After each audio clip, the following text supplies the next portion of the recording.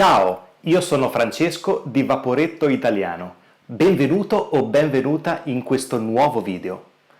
Se stai guardando questo video è perché vuoi imparare o migliorare il tuo italiano, giusto? Se è così, sono felice di dirti che sei nel posto giusto e che farò del mio meglio per aiutarti in questo.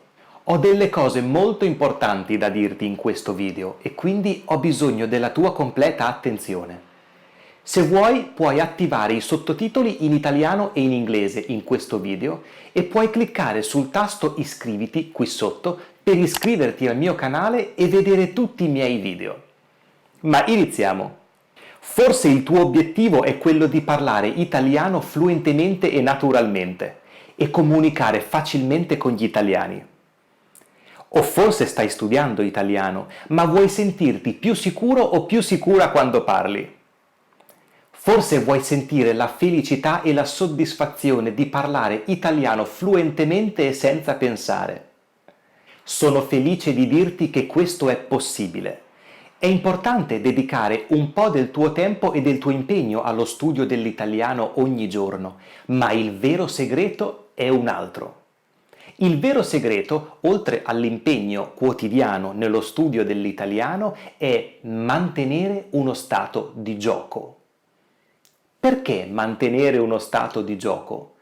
Perché troppa serietà porta le persone ad essere focalizzate esclusivamente sull'obiettivo finale e a non godersi il viaggio e l'apprendimento di questa lingua meravigliosa. Troppa serietà rende lo studio dell'italiano noioso e più complicato. Quindi perché non mantenere uno stato di gioco e di divertimento? È giusto impegnarsi, è giusto dedicare il proprio tempo e il proprio impegno ogni giorno allo studio dell'italiano, come dico in questo video qui sopra, ma sempre in uno stato di gioco. Come fare quindi? Quando trovi qualcosa di difficile, prendi del tempo per capirla.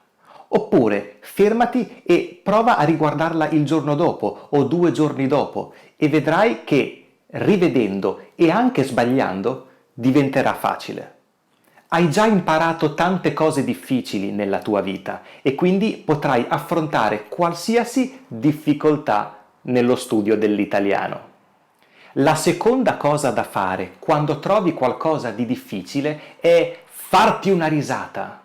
Ridi, sdrammatizza quella cosa e rivedila più tardi o dopo qualche giorno, vedrai che sarà chiara. Il terzo punto forse è il punto più importante, riguarda la motivazione. Quando perdi la motivazione nello studio dell'italiano, prendi una pausa, fermati. Prendi una pausa di 1, 2, 3 settimane, quello che ti senti.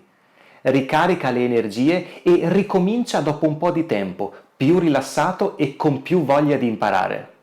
Essere troppo seriosi e troppo focalizzati sull'obiettivo finale uccide la tua motivazione e la tua voglia di imparare. Se davvero vuoi imparare l'italiano, questo non deve diventare un lavoro, deve essere un bellissimo viaggio, un viaggio divertente e pieno di gioco. Cosa ne pensi di questa teoria? E in questo momento tu come stai studiando l'italiano? Sei serio e focalizzato solo sull'obiettivo? Oppure ti diverti e ti godi questo bellissimo viaggio di apprendimento? Puoi scriverlo nei commenti qui sotto se vuoi. Ci vediamo come sempre al prossimo video. Un abbraccio e a presto!